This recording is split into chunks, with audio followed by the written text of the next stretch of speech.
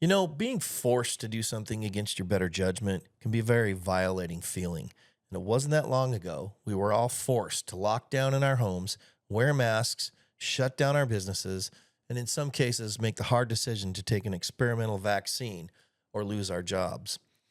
Much of this a knee-jerk reaction to the fear of something unknown, ultimately violating our constitutional rights. After all, what happened to my body, my choice? Except it's not much of a choice when you're only given the option to take something unknown that could be potentially physically damaging and even lethal, as we now know in many cases has been, or lose your entire livelihood and all the blood, sweat, and tears you put into it. Well, as I continue to interview people throughout Whatcom County and Bellingham, I have just such a person with me in this next interview. Somebody who put in 25 faithful years of service into the Bellingham Police Department with an exemplary record. And she had to make that very agonizing decision. I'm proud to have with me former sergeant and detective for the Bellingham Police Department, Tawsha Thompson.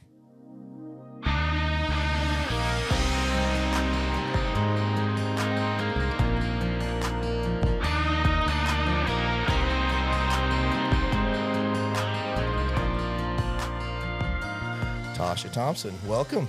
Well, thank you for having me, Mark. Yeah, how you doing? I'm doing really good. That's good. That's good. Yeah. I'm always a fairly positive person, but things are going really good. Good. And now I'm a detective. Awesome. Well, let's just jump right into that. First of all, how'd you get started in what made you decide to get into law enforcement? How did this start?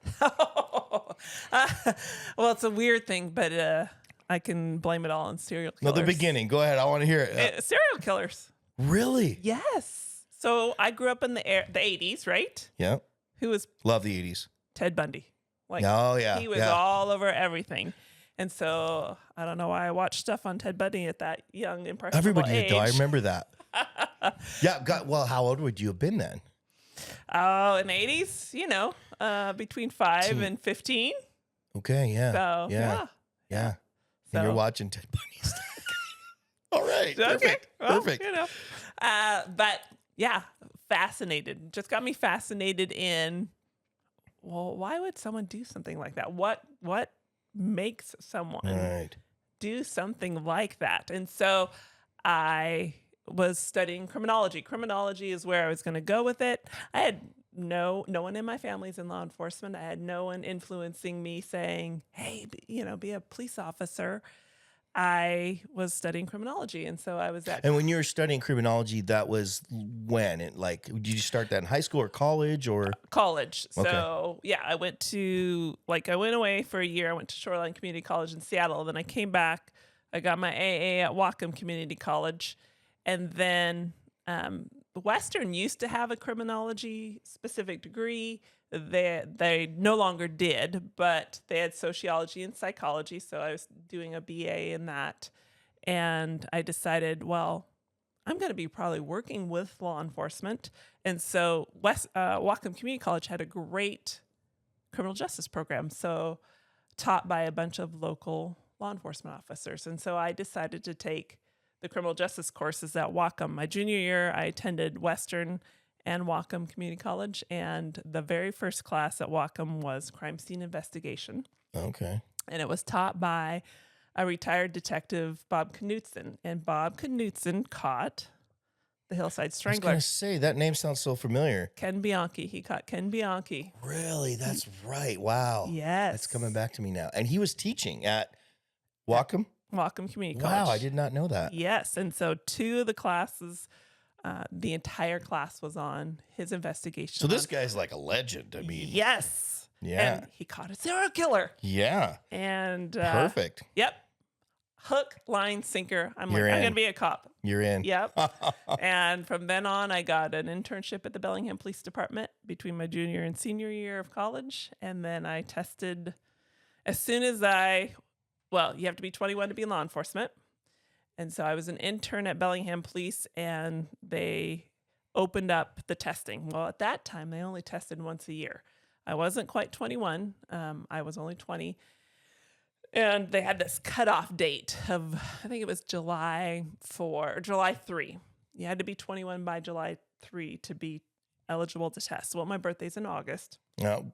And so they weren't going to allow me. I called HR and I said, hey, state law requires you be 21 by the time you graduate. You're already like being a cop. From the police academy. I said, it's 3 months long. I'm there. So can I please test? And, well, we'll let you test. Depending on how you do, we'll see if we'll let you continue in the process. And I tested well, and they let me continue, and I got hired in, well, my conditional offer came in November of 96, and then I was hired in March of 97. So where do you go to police academy? I know there's different ones. Where did you go?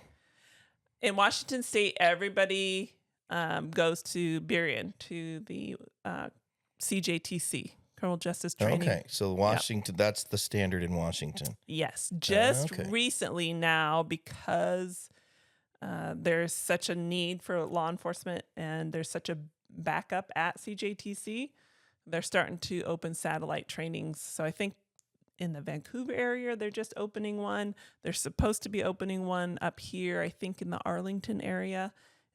So that's good, so that more people, I mean, every agency in the state is short. And so, and part of the big holdup is they're all, they're hiring people, but then they have to wait for an opening at the CJTC to get them through the training. And so now they're opening these satellite stations to training centers, I guess. Okay. So it spreads it out a little more, allows a little more people to go. Yes. Okay. So you get hired into Bellingham eventually, and you were there for how long now? Am I right? 20 years? Almost 25. Almost 25. Yeah. Wow. And what you moved up quite a bit. I mean, I did. It's funny, just digressing. I remember, this is a funny story. I remember, because I was in my 20s, and I don't remember a lot of female cops back in the day. You were kind of one of the first one that, like, because you were kind of, I don't know, you were tall, and I remember some of my friends were like, hey, check out this new cop in Bellingham, I remember. I remember, yeah, no, it was funny. The guys were like, kind of like, yeah, she's going to, anyway. It was, that's the story I remember. I just remember. And so from ever then, I was like, oh, yeah, I remember her. Anyway, it's just, so there wasn't, I don't know, there just wasn't didn't seem like there was a lot of female cops back then. And so, well, actually, Bellingham has always had one of the highest percentages female to male ratios. Really? Yep. Did not know that. Yeah. Interesting. Yeah. So it was great. When I actually tested for the sheriff's office.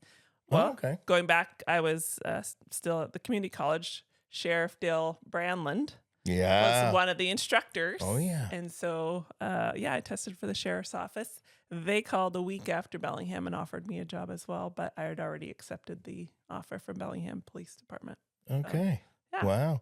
And you were there almost 25 years, and were you captain or? I was the sergeant in charge of the SVU. Okay. Crime, detective unit. Special victims unit? Special victims. So domestic violence, sexual assault. Wow. Child abuse and elder abuse was really that's the detectives that I oversaw. That was the cases that I was assigning out. Wow. That's incredible to me, because that was kind of the one thing for me. I was like, yeah, it'd be fun to be a cop until you get to like some guy that just, brutally, did something to his kid or something. And then I'd be like telling my partner to wait outside. I'm going to take care of this. That's why I'm not a cop.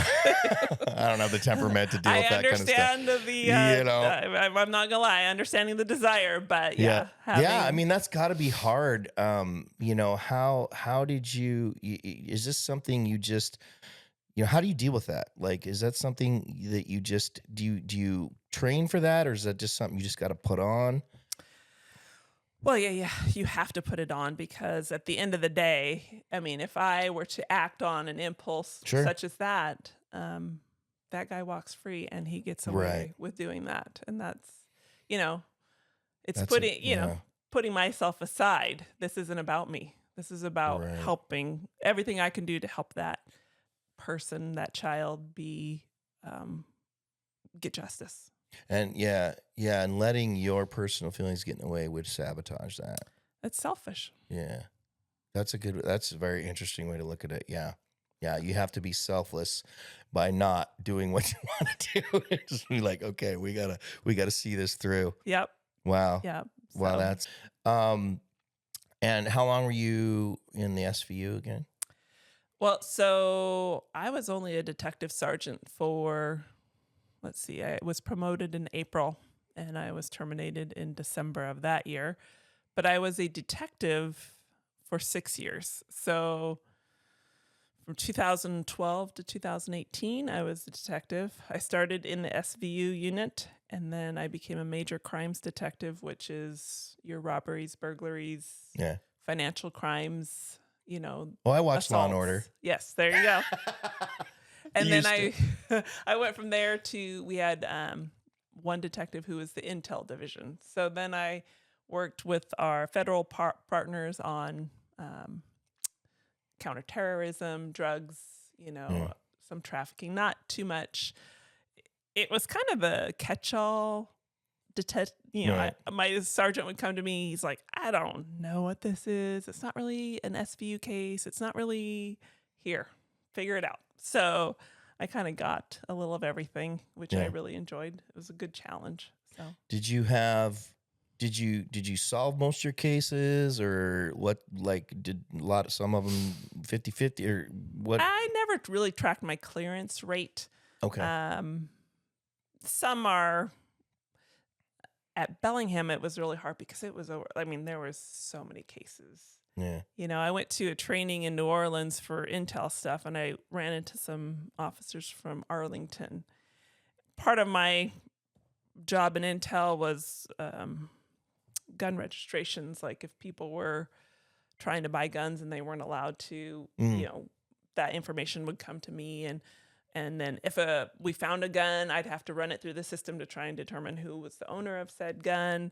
So I was talking to these guys from Texas, and there was 3 of them, and he's like, well, I do that part, and the other guy does the other part, and the other guy does that part, and here is one of me doing all 3 of those parts, right? So I mean, that kind of circles back to Washington does have, in the entire state, the lowest ratio of officers per population in the nation. Oh, wow. And we are expected, I just grew up, I call myself growing up in law enforcement, to do far more than a lot of other agencies do. I mean, when you talk to officers from other states, they're like, oh, yeah, we have like, I think our ratio is like 1.4 or something, and they're like over 2, the ratio. Like we are significantly lower. I mean, like I said, we're 51st. Right. Puerto Rico has more officers per 1,000 people than we do. Really? Yes. Interesting. Yes. Interesting. So, yeah. So you're there for almost 25 years, and then, here comes along this COVID situation. Yes. And, as we all know, that this state required a mandate, which my personal opinion is completely unconstitutional. My body, my choice. But, you were faced with probably, I would imagine, at this stage in your career, the toughest decision you've ever had to make. Oh, I was not sleeping at night, and I was just randomly crying because I'd given my heart and soul to this profession and to the city of Bellingham. And it was devastating because a lot of people were like, really, Tawsha? You don't seem like that person, because I've never been an in your face. I've just been, leave me alone. Let me do my job. Yeah. I've always been a team builder, a bridge builder. We have a police association, which is like a fraternal. Right. And we would go like a brotherhood. A brotherhood, but also we did a lot of community outreach. We sponsored baseball teams for the Boys and Girls Club. We gave to DV SAS, all these different things that, we took in money and then we gave it back to the community. I organized for 10 plus years the Shop with Your Cop event at Walmart. So, yeah, I mean, at the end of the day, you put your heart and soul into, 25 years, that's a long career. You're volunteering, you're doing all kinds of stuff. And then what happens? How did this go down? Like, you get the call, you get a letter. How did it happen? Well, honestly, as soon as Inslee made the mandate for all state employees and medical personnel, so that included the fire department, that didn't include law enforcement. Hmm. That was not. We didn't fall under Inslee's I mandate. was going to say state employee, obviously state patrol, but Bellingham police does not necessarily fall under that, right? Nope. Okay. We're a municipality, Right. governmental. Okay. So but I knew as soon as Inslee did it that Seth Fleetwood was going to mandate it. Mm-hmm. And Okay. so, because, anyways, Right. so I knew it was coming, and I think it was about 3 weeks later when Mayor Fleetwood was like, "Yeah, we need, we're gonna do the same thing to keep people safe." And so, yeah, I struggled. I had been keeping an eye. So at the time when COVID hit, I was no longer in detectives. I was a corporal out on patrol, and it was interesting. It was surreal working in that because everybody left, right? Bellingham went from a very busy city. We were always just hopping to it was a ghost town. Yeah. Absolute ghost Yeah. town. And everyone in the station left, all What the do you mean admin. by that? What does that mean by they left? So everybody who was not patrol, non-essential, well, I mean, the chief is essential, but they don't have to be at the station, right? They stayed home. Everybody stayed home. Detectives stayed home. They all worked remotely except for patrol. Okay. And it was bare bones patrol. There was no extra support personnel. I mean, records was there. They had to be there, but we couldn't go see them anymore. It was really surreal. And you were back on patrol at that time. And I was back. I had left it. I had been promoted out of detectives to corporal, which is a supervisory position on patrol. And so it was me and 4 guys on day shift managing the city. Wow. So it was pretty. Really? Yeah. It was an interesting That, time. talk about Walking Dead. I mean, Well, and it was fascinating. Not fast. I mean, just no, that is it was- fascinating. Actually, it was just so because all the services, Bellingham's great. Had great services for all the different. The homeless, the mental health, people needing those support services. Those were all gone as well. And so all of a sudden we're like trying to manage with where we used to have multiple resource options. Those were all gone. So you're getting creative on trying to help people, and everybody's struggling emotionally and mentally because, think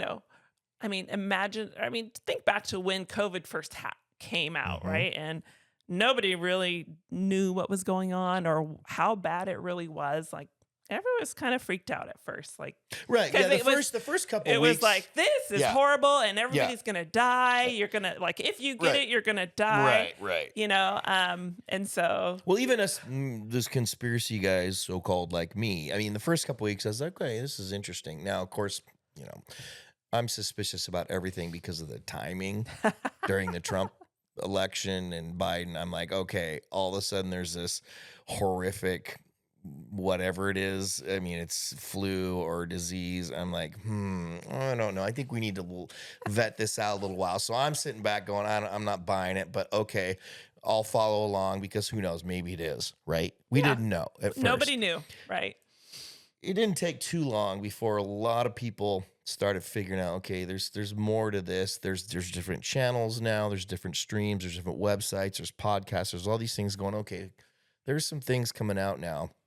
And I think Washington State, was actually one of the longest states to stay in lockdown and under mandate. I think Inslee was the longest running with his 900 plus days oh of my goodness. emergency powers. Florida is like, everybody's moving to Florida. They're partying and we're still wearing masks. And it's like, okay, what's the disconnect here? But anyway, so yeah, getting back to, you're walking around the streets. It's kind of weird, kind of almost surreal. Do you feel like there was a shift in the type of crime? Because I've been a scanner guy, right? I listen to Scanner all the time. And it seems to me that domestic violence went through the roof. Not initially, everybody they were all hunkered down and everybody was scared. I would say probably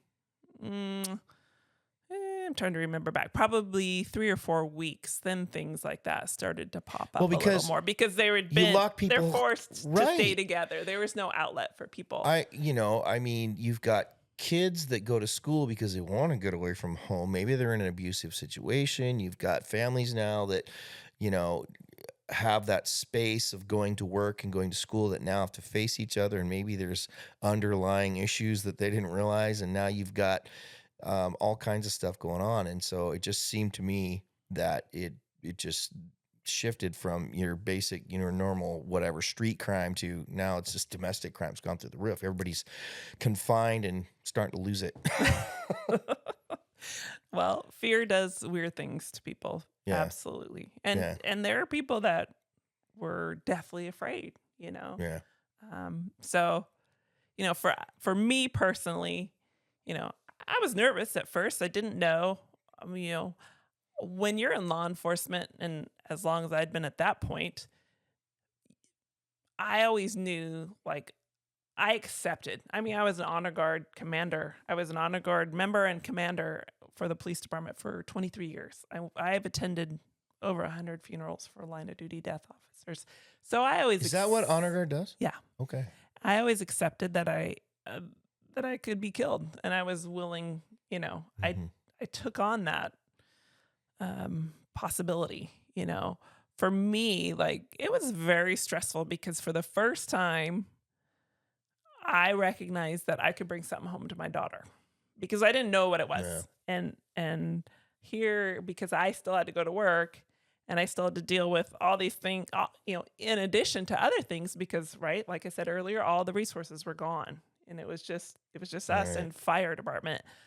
And so, yeah, I remember the first probably month, it was stressful thinking that I was maybe going to bring something home. Like, I didn't go see my mom. My mom, like, Mhm. my family is tight. When we didn't Mhm. go see my mom, her and her husband were in their early 80s, right? Yeah, And because you so don't they were want to in bring that. something. Yeah, I Well, and didn't. they're in that actual group that's at risk. Yes. Unlike the younger and the children, which why they shut down schools is beyond. I know they tried to say, well, it's because we don't want little Johnny going to see grandma, but I mean, come on, Yeah. But Well, daughter's Yeah. at the private school, so Yeah. she got to attend. Yeah. Not for that first, yeah. the end of the 4th grade for her, but yeah. No, my kid, same Yeah. thing, private school. So but you shut these kids down. And I mean, I'm seeing, I watch a lot of podcasts and with various, doctors, psychologists and the damage that was done to that generation of kids, just wearing a mask and Yeah. not seeing the verbal has stunted a lot of kids' speech, learning abilities. Mhm. I mean, there's just so many tertiary things that came along with this that Yeah. I just really, we can look back now and say definitely wasn't necessary. So anyway, you're you're out on patrol. You get finally the mandate comes. Yeah. So by that time, so that was 2020. So April of 21, I'm promoted to detective sergeant. I go back into detectives. I think the mandate came out in end of August or August, September. Yeah, August. And so the date for having to get the shot was October. If you didn't do the shot. Now, What is going through your mind at this time? for me, it was, so I'm a researcher, right? I'm a detective. I question everything. It's why I've been very successful at this job. Yeah.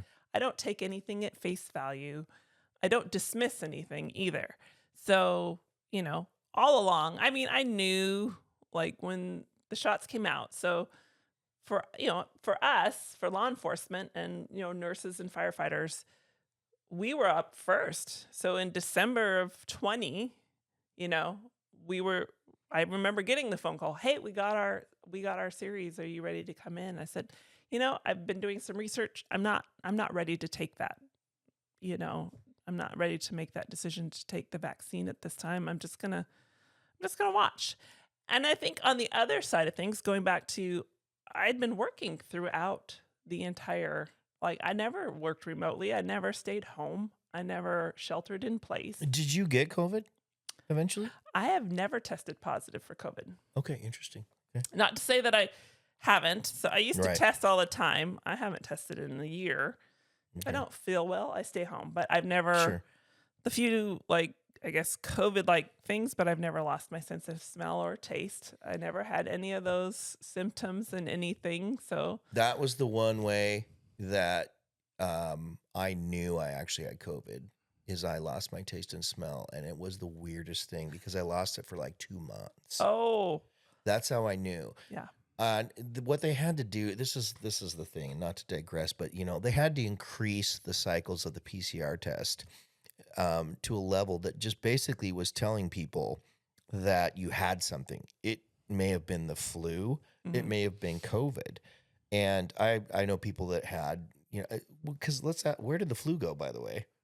Well, yeah. Where did the flu magically just disappeared and everybody was getting? No, I think people got the flu, or some people got COVID, and I think really the way you tell is you lost your taste and smell. Now, I'm not a professional in that sense, but I really truly believe that it's the only way to know. Otherwise, there's some bad flus out there. I've had flu where I've been just on my deathbed before. Right. COVID wasn't great. I mean, like I said, the worst thing is I ran a fever for a week and had the typical thing. Your body fights it like any virus, right? Although there's more respiratory issues that come with it. I didn't have any of that. I just ran a fever, but the taste and smell thing was very bizarre. I know my nephew got it, and his taste has never come back to what it was before. That's interesting. Yeah, I've heard so. people that have had that experience too. Yep. So you wonder, and then, you can get into conspiracy stuff. Was it aerosolized, and, what was in it, and some people were saying the same stuff that's in it is what was in the vaccine. And so there's so much that's coming out now that we're learning about it. But anyway, for me, that was how I knew it was the weirdest thing. Everything tastes metallic. Oh, yeah. No. It was strange. So, because I've lost my taste and smell before with colds and flus, you can't breathe, Yeah. you So can't it's gonna smell, right? impact it. But this was very different, very Yeah. different. So, Yeah. So anyway, how long was it before? How much time did they give you after they started laying out the mandate before you had to make that decision? So, like I said, I think it came out in August of 21, and I think to be eligible to keep your job, you had to take, if you did the two shots, the Moderna or the Pfizer, right, or the 2-shot ones. You had a choice of either? I could do the Johnson & Johnson, the 1-shotter, or you could do the 2-shotter. So if you did the 2-shotter, I think you had to have your first shot in October and your last shot in, I think it was November 6th. I think it said October. So I think it was November 6th to be, fully vaccinated by the date that they needed you to be fully vaccinated by. And so, and of course, we had the right to ask for an accommodation. What does that mean? So, like, we could make a request for a religious accommodation. Okay.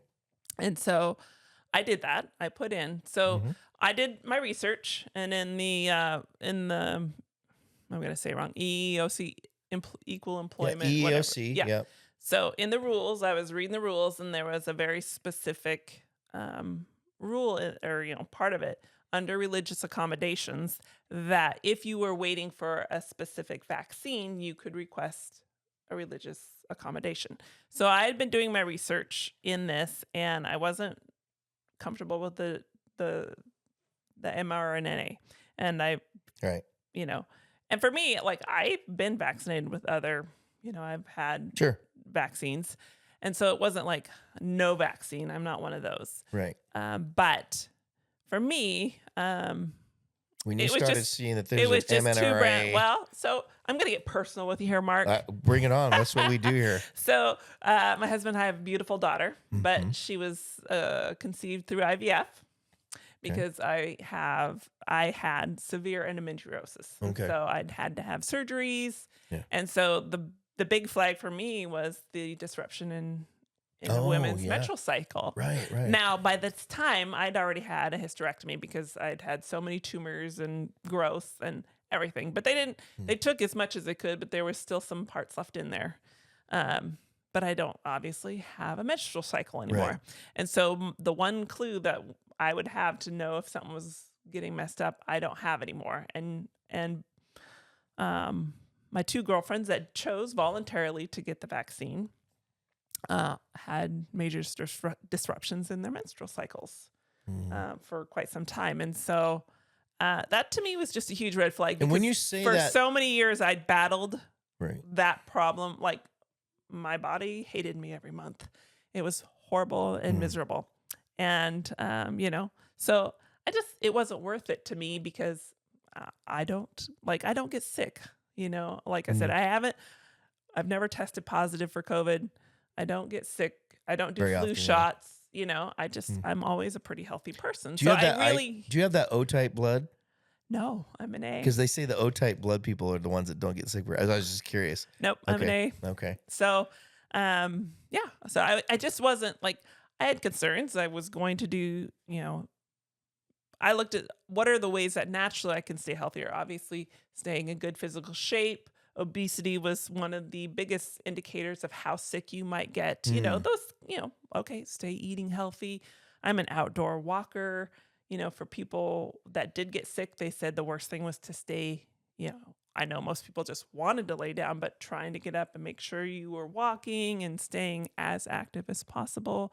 So I was reading and trying to do. Did you see any? other Did you pick up things. on anything about, I guess, vitamin D? Very Yeah. big. I took vitamin D. I Okay. did my zinc. Right, zinc, yeah. Yeah, I was taking all these natural vitamins to try and stay, I was doing things in the natural way to Right. try and stay healthy. And so I was willing to take that risk.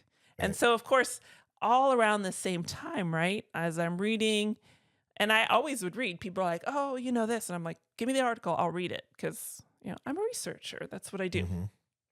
And so the big thing, and I argued this directly with Mayor Fleetwood because I had asked for a meeting with him. I said, at this point, the vaccines, we knew at this point that the vaccines would not prevent me from getting it and would not prevent me from spreading it. Even at that point, it had already been proven that the vaccines. Oh boy, they sure tried to push that it would though. I know, On the but it media. was all, Oh man.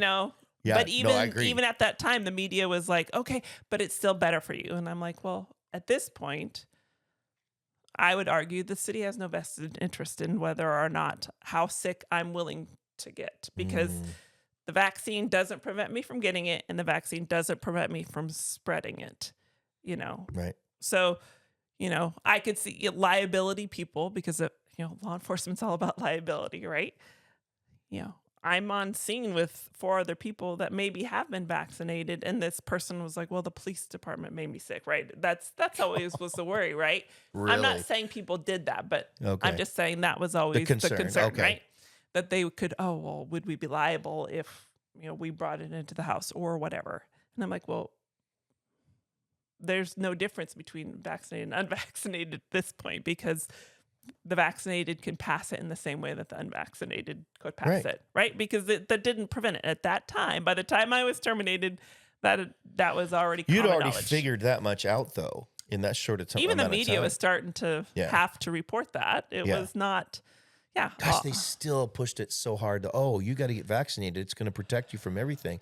I mean, I still, even now, I hear commercials going, protect yourself from COVID, get vaccinated, and protect others. I mean, there's this, they're still kind of pushing it. And then, of course, the whole mask mandate. I mean, let's take something that filters out whatever 10 microns, and then you got something that's 4 microns. It's like throwing marbles through a chain link fence, and then it gets around the outside and the corners, and then you got to go into a restaurant where you can sit down and take your mask off, and it magically stays in a bubble in your booth, I guess. And then when you get up to leave, you have to put your mask back on. I mean, just the fear and the lunacy, and it was just stunning to me as an intellectual human being going, okay, I don't need to be a doctor to know that that's not stopping anything.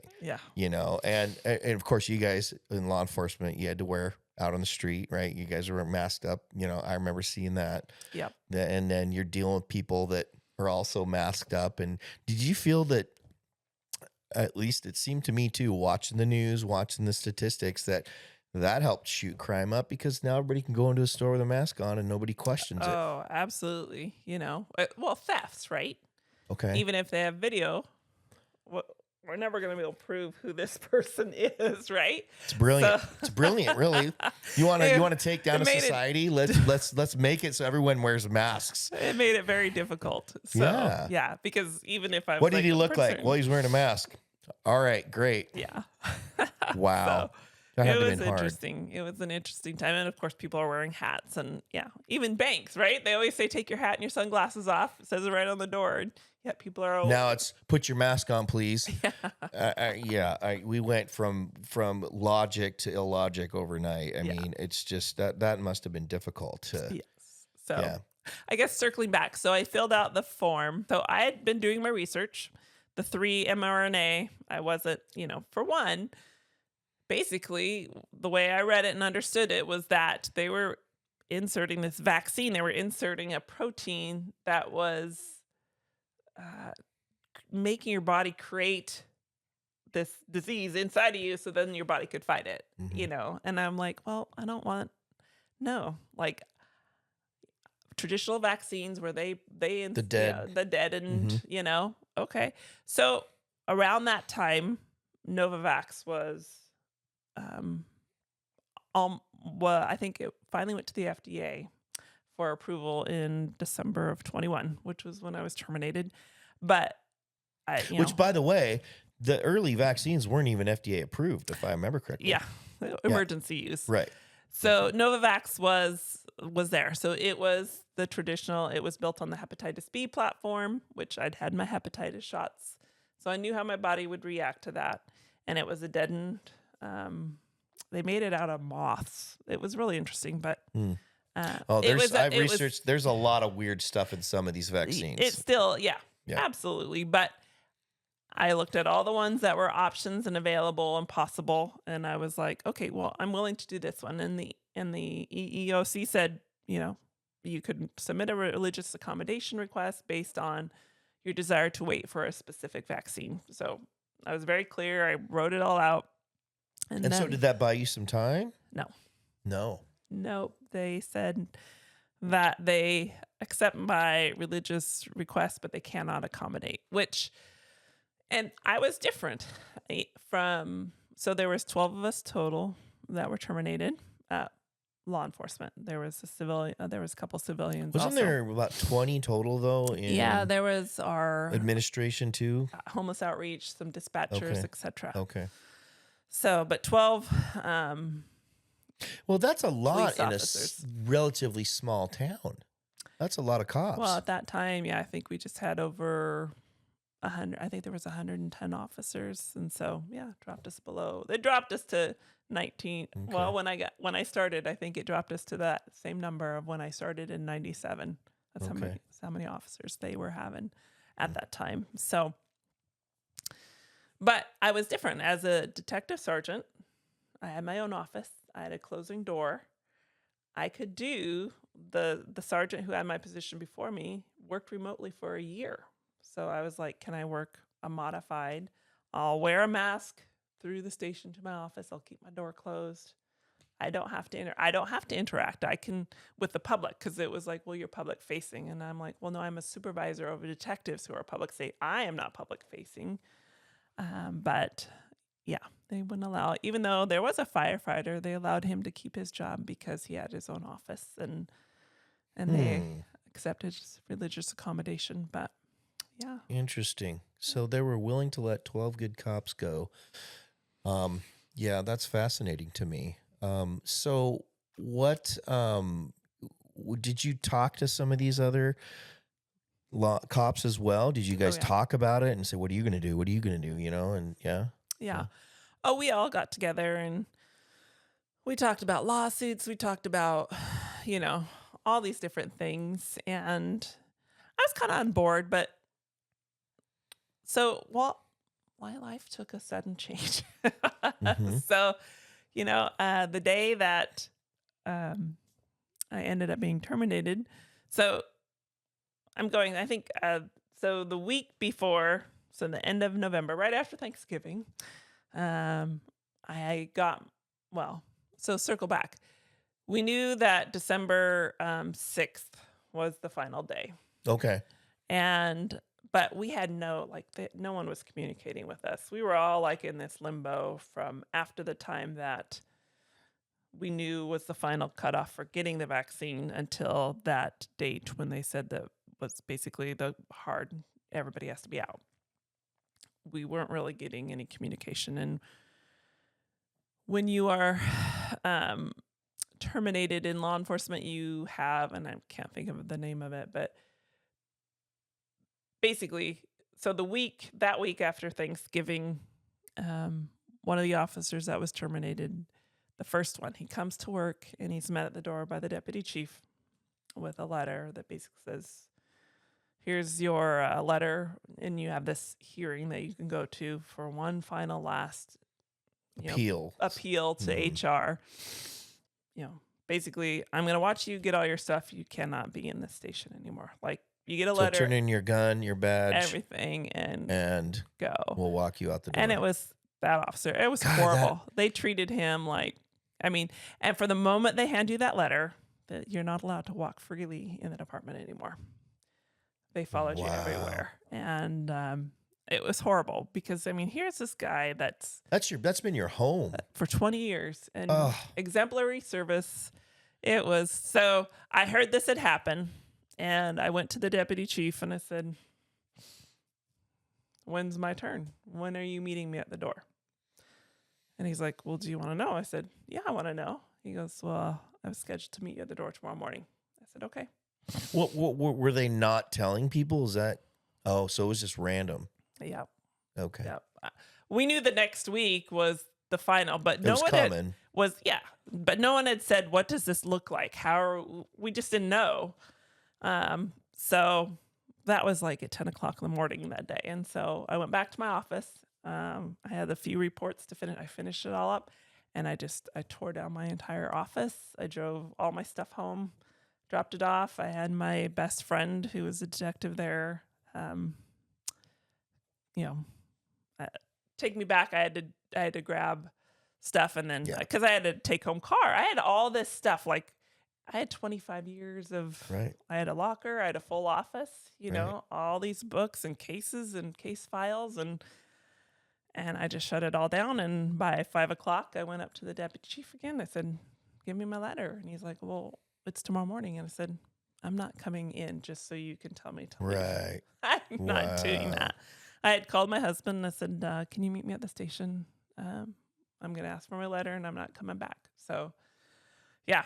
That is heartbreaking. That's so wow. People were coming in. There was a lot of, I'm going to cry, but there was just tears and hugs and the guy that's giving these letters out, I can't imagine he was enjoying his job. No. Well, you'd gone to the police academy together. So really? Yeah. So we'd been on honor guard. We'd driven all night and gone to funerals together. And so 25 years, just like that, because you made a constitutional, civil rights decision to protect your own body, and you were let go just overnight, just like that. Wow, that's amazing. 25 years with not a single complaint. Right. 10 commendations for really. Yep. So. You're the kind of cop we need there, and they just let you go. There's you go, folks. That's what I'm talking about right there. Let's remember this. This can't keep happening, this kind of stuff. But anyway, well, that's devastating. And so your husband's in law enforcement too at the time, right? Yeah. I believe with the sheriff's department. He was, yeah. And they obviously took a different approach. Yes. Thank God we have an elected sheriff that can make that decision. Right. Did you think about going to sheriff's department? No. That's, one thing about being married to law enforcement, for at least he and I, we're both shockingly strong personalities. And so that was his realm. Like that's his home. Okay. And gotcha. That's his space. Right. And so, I had offers, I knew the deputy chief of Everett, He's like, we'd love to have you down here, you know, but I wasn't sure. You know, at that point, I'd done 25 years in law enforcement, still loved it, but at the same time, it's something that I was recognizing it wears on you, you know, and it's all those situations where I was selfless enough and I listened to those poor babies telling me the awful things that someone had done to them.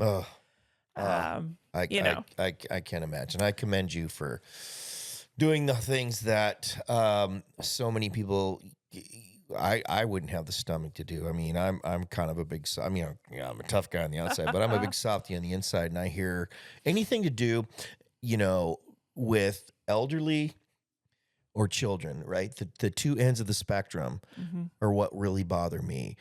Everybody in the middle, I'm kind of like, well, you can handle it, whatever. It sucks for you too, but the helpless end of the spectrum is the hardest thing. And I mean, you saw that face to face, man. So yeah, wow.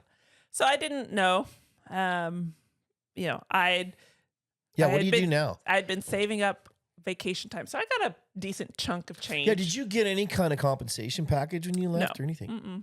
Are you kidding me? No. Just that's it. No vax, you're gone. Yeah. Wow. So, unbelievable. Okay. Yeah, and in law enforcement, you can't retire. You can't collect any pension until you're 53. And at that time, I was only, goodness, how old was I? 1921, or 2021, so 46. Yeah, 46. Yeah, you got a ways to go for retirement. Yeah. So long story short, I was like, okay, well, I had enough money from, you know, I did have so they have to pay out. They still had to pay me out for my vacation time that I had built up. So I had a little, nest egg. So I was like, well, we're going to be fine for 2 or 3 months while I figure out what am I going to do next. So, and you have kids? We have one daughter and then 2 stepdaughters. Okay. And how old are the 2 stepdaughters one's in the Navy. Oh, okay. And the other is a school teacher. Okay. And then our daughter together that we have, she at that time was 4th grade. Okay. So you have a child in the house. So a dependent. Yeah. Yep. Okay. So, well, I decided I was going to go drive school bus. So. Well, there's a change. Well, it was one of those things that I was like, it's kind of one of those things I thought when I retire, I'll drive school bus. It's a great, I like to get up in the morning and go. I was like, I'll go drive the school bus and then putter. When I'm 53, I'm collecting a retirement. So it wasn't going to be about the money for me. It was just about staying busy. So I have so many questions that pop up. So you're not a cop now, but do you still have that, you're driving around that cop, that's illegal, or, did you just kind of shut it off and be like, what, I'm not going to do it right now. Well, it never goes away. Never goes away. Yeah. Yeah. It's always there. Right. After a while, it's like anything, you don't notice it as much. The interesting thing, when I was running for office, and I know we can get into that story, but I was interviewing with Cascadia Daily. And so I'd been out of law enforcement for, 6 months by this time or so, 7 months. Well, it was after the primary. So August or so. And one of the questions is, would you ever get back into law enforcement? So I'd been out 9 months or so. And I was in Bellingham and I'm looking around, because I could see. And it's downtown. So I'm looking at parking lots where I've wrestled people and parking lots where I've found people bloodied. And wow. And I'm like, when you're in that world, I did not recognize the higher level of anxiety that just came with being a cop, because you never shut it off, right? When I'm in Bellingham, I'm constantly looking for crimes, criminals, activities. You're always on alert. You're on alert. And when you live in that world, you become accustomed to that level of awareness. But it creates a certain level of anxiety because you're always looking for it. You're always waiting for that shoe it's just to like drop. Guys in the military that come out, they get a little bit of PTSD, loud bangs, that kind of thing. They're always checking their exits and that kind of thing. So I imagine it's not much different with cops. Correct. And so at that time I was like, I don't know, because I'd come down. My Yeah, awareness. you kind of felt maybe a little bit of. Well, so driving, I don't go to Bellingham very often anymore. So when I would drive into Bellingham, I feel it. Like I actually can feel my body because. Well, I wasn't a cop, but I feel that when I go to Bellingham too. So anyway, because every corner for me, there's a crime. Like I see, that was that bad accident. oh, so you're dealing with just the memories too. Yeah. Of God, there's got to be just lots of that. Yeah. 25 years. Wow. And I worked the entire city, top to bottom. From the water to Alabama Hill. Like I worked the entire city, so everywhere. Oh, I traced a guy through there, and he threw his AK-47 under there, and he, like everywhere is. What since we're in this little realm right here, and as best you can describe, what was one of the hardest things you had to deal with as a cop in Bellingham? Something that just really shook you. One crime or one event. Yeah, is there one particular event that really just shook you? Oh God, yeah. If you could talk about it. It was it came in as a missing child. Oh. Yeah, and there's a couple of them. So the one missing girl came in as a missing child, and she unfortunately had drowned, and so they couldn't find her. There was a swimming pool. They thought they had checked it. How old? She was 3. And so I show up. I'm the second officer on scene. I show up, and a family member shows up and realizes that we had checked the pool, and they're like, nope, she's not in the pool. So we're starting to kind of spread out through the neighborhood. And a family member came up and is like, I can't see the volleyball net. Well, the water, though it looked clear, was not clear.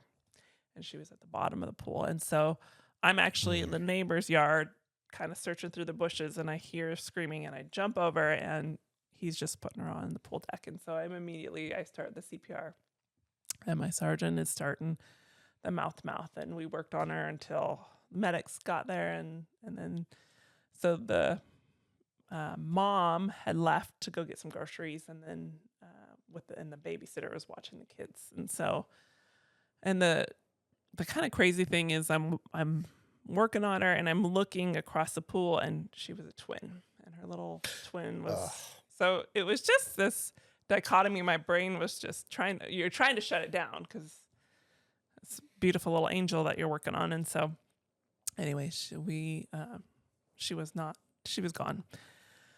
And so, yeah, and the mom had come home, and then she was just screaming, save my baby. And, so it was that knowing I knew that we couldn't save her, but feeling like an abject failure. Like, why couldn't I save her? So how'd you deal with that? That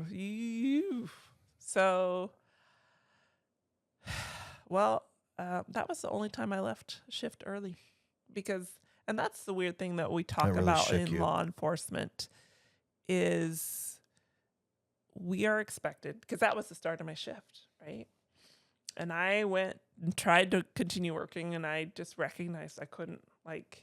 That would be one of those days that if the wrong person had come at me and said something wrong, I probably would have just socked them right in the face, because they would have complained about their neighbor's bushes. Because you're human? Yes. You're a cop, but you're human?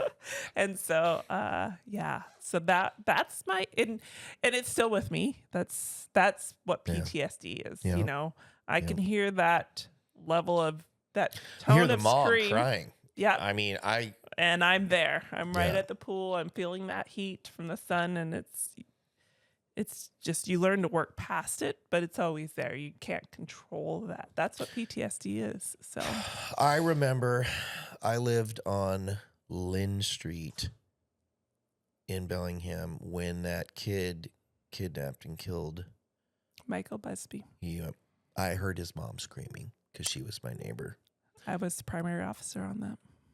So wow. I took the missing. I was the neighbor. I saw my house was on the news, and I was at the gym. I going, that's my house.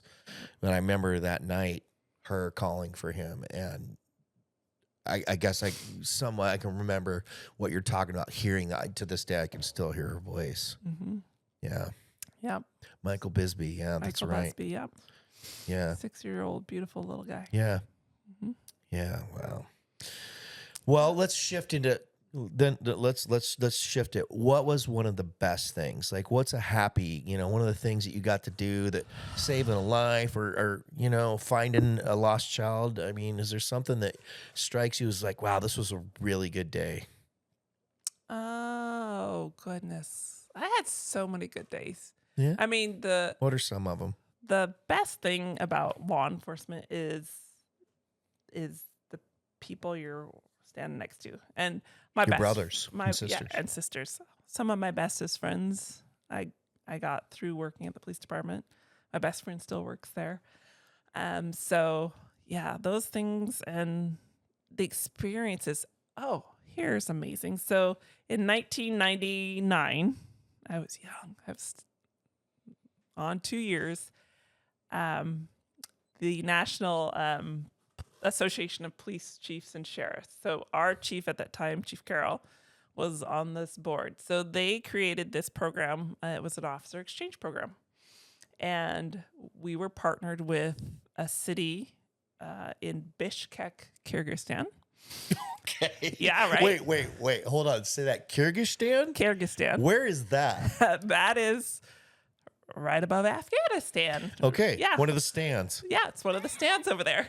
Uzbekistan, all those stands. Uzbekistan. Yes, okay, I went great. and hung in the stands. So What does that mean? You said you partnered up?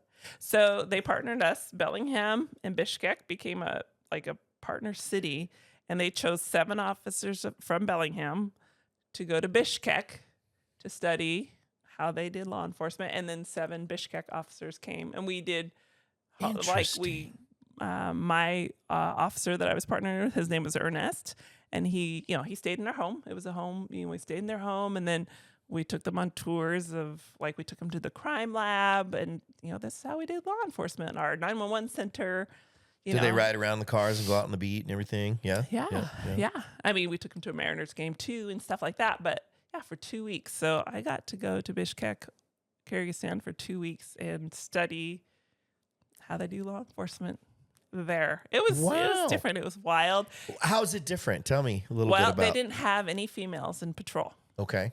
Is that a cultural thing? So at that time, a little bit cultural. So they had females, but they did records. And administrative stuff. Administrative stuff. They didn't have any in patrol. And I remember there was a panel, where all the news reporters were there, and they were asking questions. One question that was so funny, they always asked if Police Academy was really how our police academy, the movie. Police Academy, the movie. Is that really? Is that really how it is? Yeah. So that was so funny. That's awesome. Yeah, I was just like, that's awesome. But that was asked so many times. That's Police great. Academy, we've seen it. That's what it's like. No, that's not what it's like. Isn't that funny though? How our Hollywood culture affects what they see overseas. Right? That's amazing. So then that same news, they asked about that, and then they asked me specifically, so what happens when people beat you up? Because that's why they didn't have females on the road out there, because it was a little more dangerous there. And I'm like, well, they don't. So they don't. Don't have that problem. So. Yeah, that's awesome. So yeah, but that was really counterculture to them. They didn't have females working the road in patrol procedures there. So interesting. Yeah. So that was just an amazing, I would never have been there.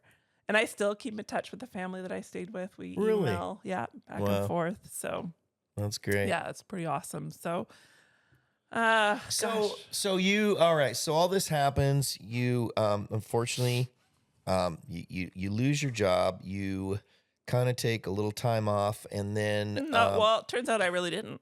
Yeah. Okay. Tell me about that then. What did you? Let's get into that. Okay. So yeah, I had my it was Loudermill. That's the word I was looking for. Loudermill hearing. Okay. on the Thursday before. So then I get a text from Luann Van Werven. Mm-hmm. I didn't know her. I'd met her. So I was the walk cops representative for the Bellingham Police Department, which meant I would go to Olympia and advocate on behalf of law enforcement to our representatives, there. So walk cops is a legislative lobbying group for public safety, Okay. law enforcement. And so I'd been doing that for about a year. So in that, I'd met Luann. So Luann heard what was going on with me and my job. And so she texted, "Can we have coffee?"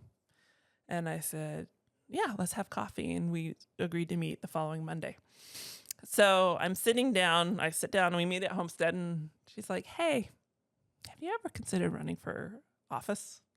Because I'd really like for you to run for state rep." And I'm like, "Well, no, I never actually have considered running for office." And I said, so she talked it all up and what it was and what she experienced. And she's like, at that time, obviously, they'd been coming after law enforcement. This was after George Floyd. So, Yeah. The whole ACAB movement. Yep. And so, all the 1310, 1050, the anti-pursuit bill, Right. all these bills had come out the previous session. That was after you were out, though, right?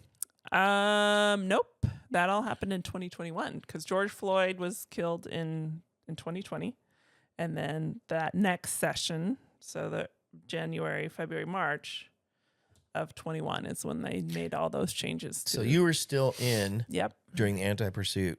Yeah, yeah. Yep. And I imagine you noticed Huge a spike. difference. Yeah. Oh, yeah. Mm-hmm. I mean, let's just Well, I mean, telegraph to there the was criminals, some- hey, you're not going to get chased. Yeah. Yeah. Well, and they took 30 years of decisions and, the Graham factors and all these things and said, those don't count anymore. And so it was like, and you have 2 months. Say that again. So like when we can use force, we have these prongs and then it's all based on court, like There's a Supreme Court criteria? decisions, that have made their way Okay. through the system of, are you detained? But anyways.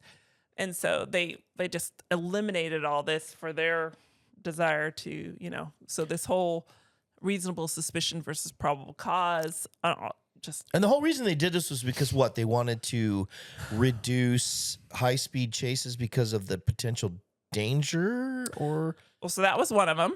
But then, so that's 1054. Then you had 1310, which basically was I cannot use physical force to detain you unless I have probable cause to arrest you. Which before, if I had reasonable suspicion to stop you, Right. I could order you to stop, and if you did not, it was called the Terry stop, then I could use some force, right? I couldn't.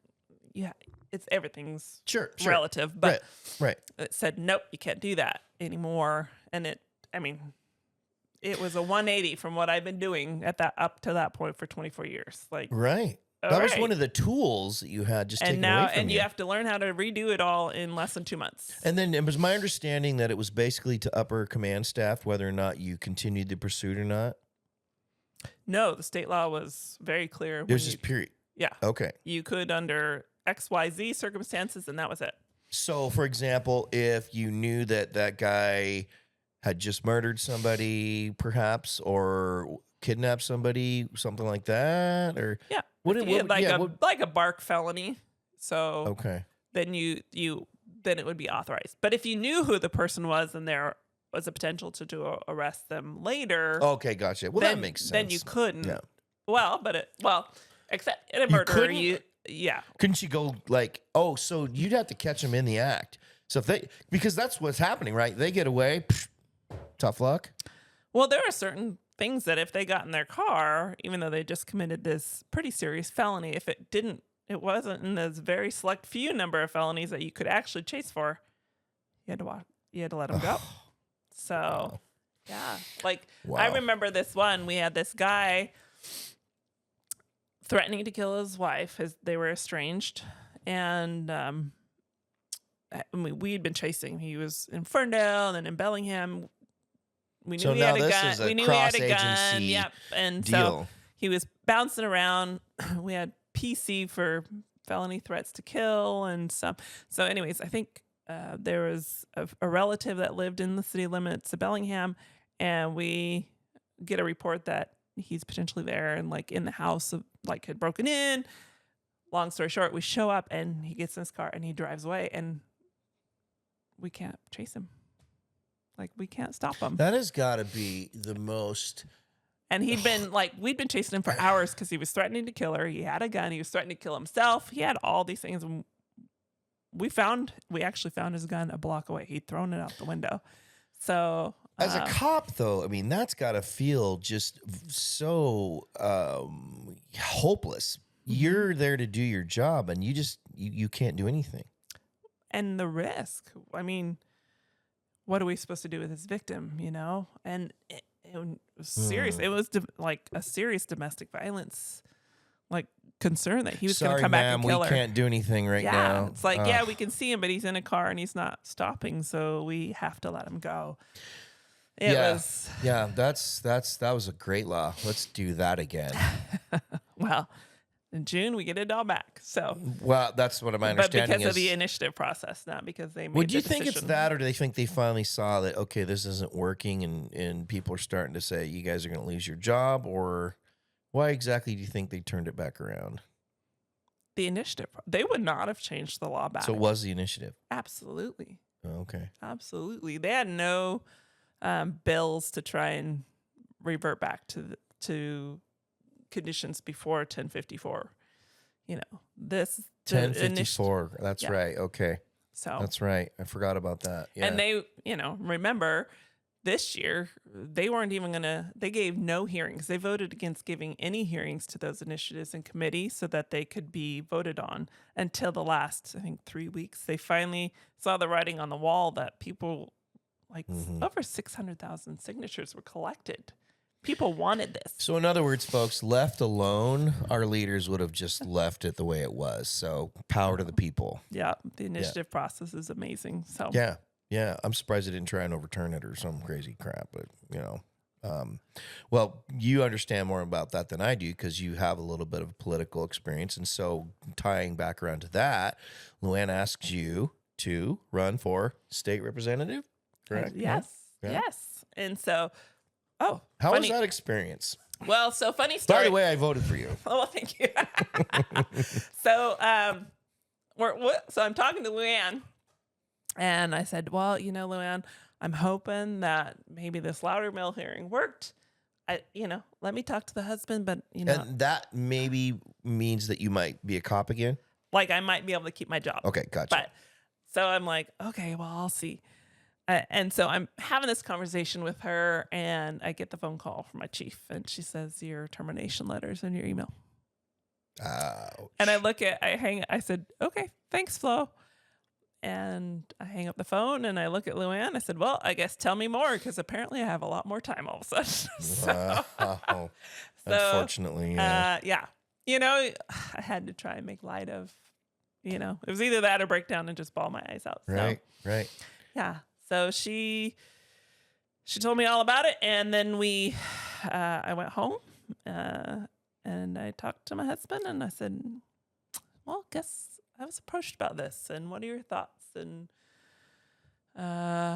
he was like, you know what? I think, I think we could get behind this. And so I was like, okay. And then of course, Senator Erickson died. Mm-hmm. And then they came to me and said, would you be consider being appointed for the senator position?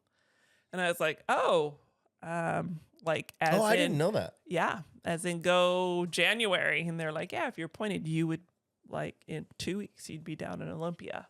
And I'm like, oh, wowza. So went back to the husband. That's a career change. Went back to the husband and said, okay, well, how about this? And he's like, ooh, because, we have a fourth grader. Well, by this time, she was a fifth grader. Yeah.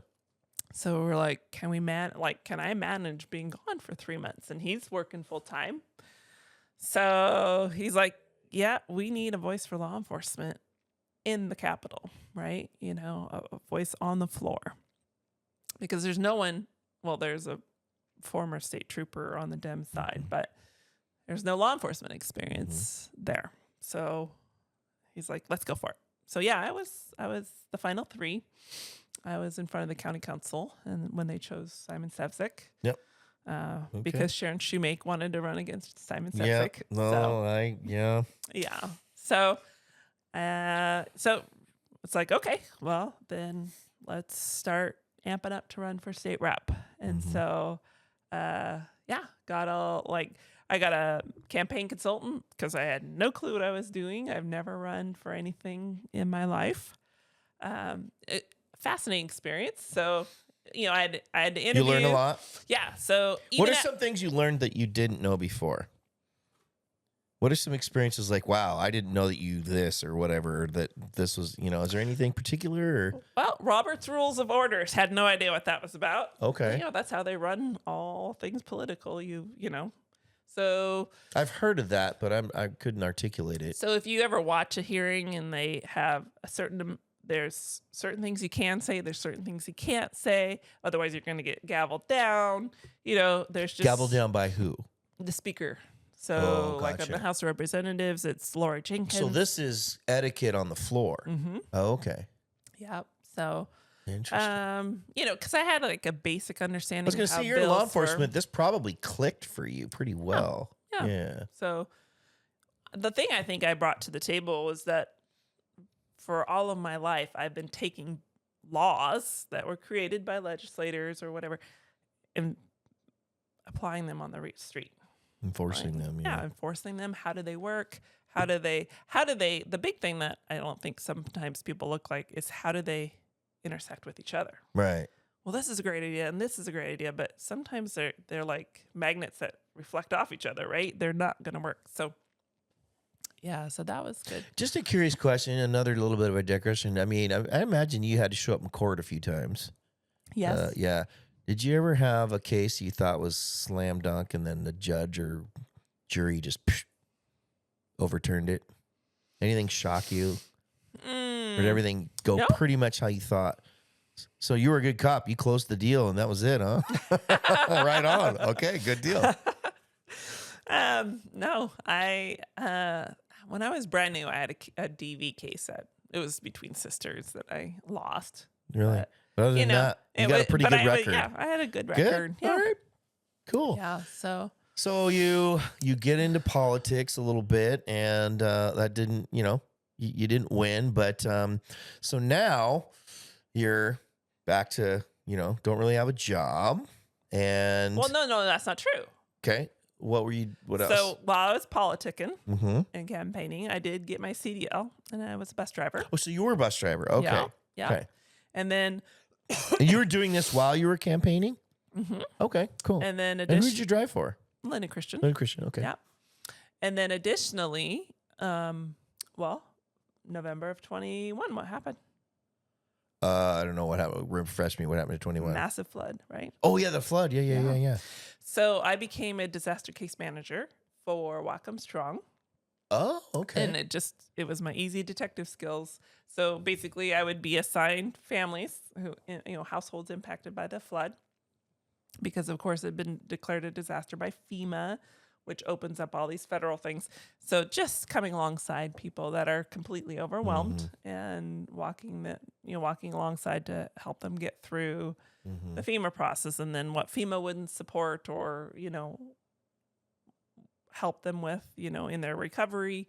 Then of course, Whatcom Strong had huge community donations that we could help them, replace things. But it's all paperwork because everything has to be documented. And then of course the county got, or the state, $2 million to help, rebuild and so on, and some people had to sell, the county was going to buy their houses. So, just, yeah. So. Well, you've really served your community. I mean, in more ways than most people ever will in their lifetime. So I just want to say thank you for that, first of all.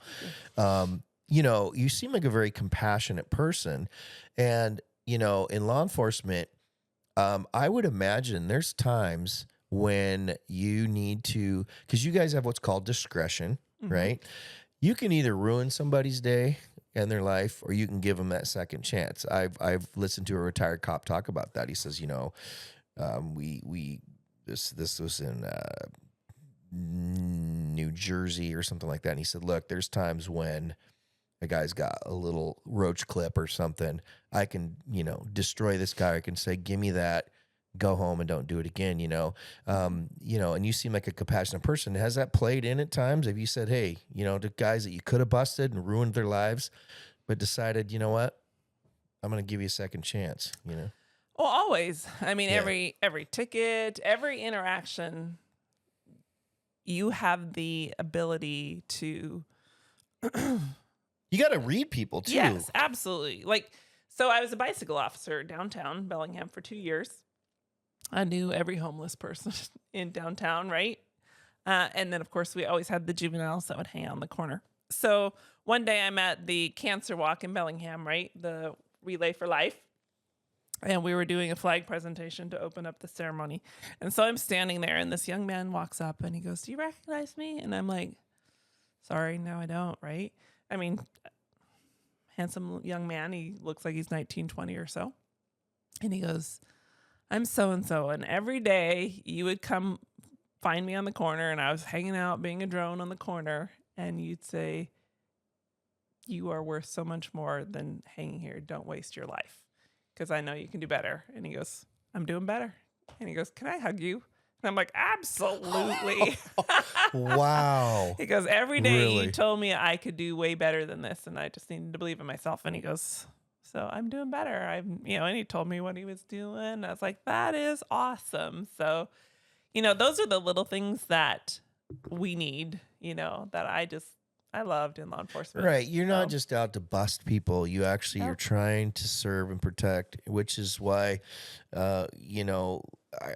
look, in every department, you're going to have bad cops. I mean, so this whole thing with the ACAB and all that, you get one bad apple, they get this thing that everyone's a bad apple. And I mean, it couldn't be further from the truth. You guys out there have, quite frankly, between you and the EMS, the hardest jobs on the planet. I mean, I can't imagine the stuff that you guys got to deal with, which brings me to a question that's very, I don't know if I would say it's controversial, but in my opinion, getting into the psychology of this, you're hiring 21-year-olds that we have were no amazing. life. Well, and I'm sure you were. Well, I'm looking at men, right? You got this, and I'm not gonna say what agency he's with, but I've seen this guy several times. This 21-year-old redheaded zit-faced kid gets out, his uniform's hanging off him. He's probably 140 pounds, and I'm thinking his brain isn't even developed, and he's has to give this authority. I mean, half us guys, we're not even mature until we're 40. So I'm thinking this kid's a cop. He doesn't know anything about life or how how to read people. I guess for me, didn't it used to be 25? You had to be a cop like way, way back, and then they lowered it to 20. No, it used No, to is be it all even? 18. That's just crazy to me. I mean, I know we send kids to war, but they're very supervised, right? Military's very supervised. Cops aren't, man. They get a gun, a badge, and a car, and at 21, I mean, I don't know what, you know what I mean? It's kind of one of those things that, I remember thinking back. I was, we always had a core strong, like the girls group at Bellingham BPD was awesome. We would go out all the time and celebrate baby showers and just girls' nights, right? And we were just laughing about. I remember when I was 21, and I knew I didn't know everything, but I thought I knew quite a bit. No. Like I thought I'd lived No. some life, and I was like, "Oh my gosh, I was so naive." Right. You look back now. Yeah, I look back, but I was just so passionate and loved to learn, and yeah. So yes, I know that a couple times I think they've talked in Olympia about raising the age from 21 to like 25. But now, because of COVID and so many, I mean, if I'm not correct, we lost in this state with cops and administration over 400, I think. Right. The number, if I remember correctly, is over 400 law enforcement officers, and that includes some administration. And Seattle's devastated. Seattle Oh, PD yeah. just got devastated, and they're lowering. My understanding, they're lowering recruitment standards. They're trying to get anybody they can. And at what point do we say, okay, we got to take a look at how we got here, so that we don't have to go through this again? Absolutely. Because I don't necessarily, we need more cops, but I don't think lowering the recruitment standards and just taking anybody is a good idea either. I look at the experience, the compassion, the intelligence that you have. That's what I want on the streets, right?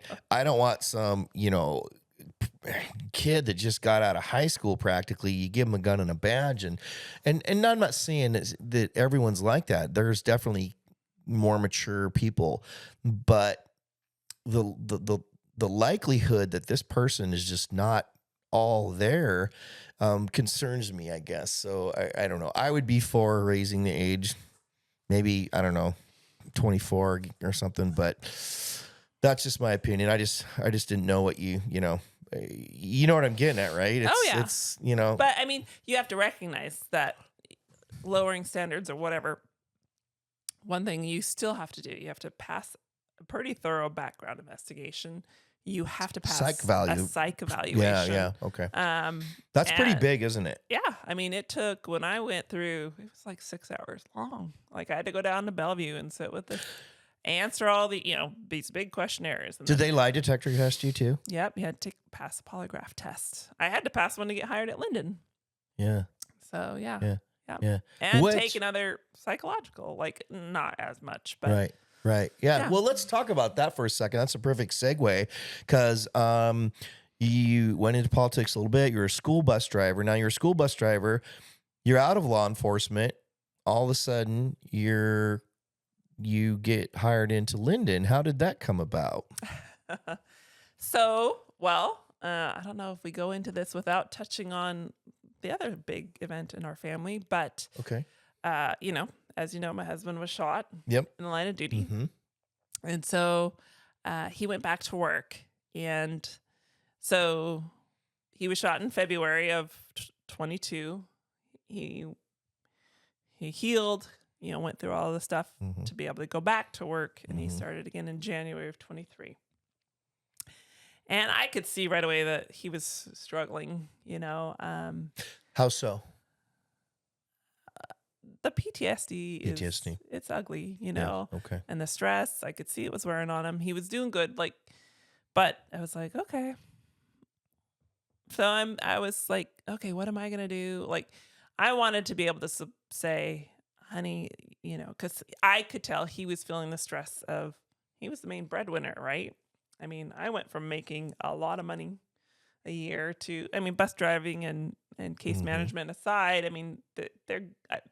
they made me feel good. I enjoyed doing them, but it wasn't. They like didn't make me money.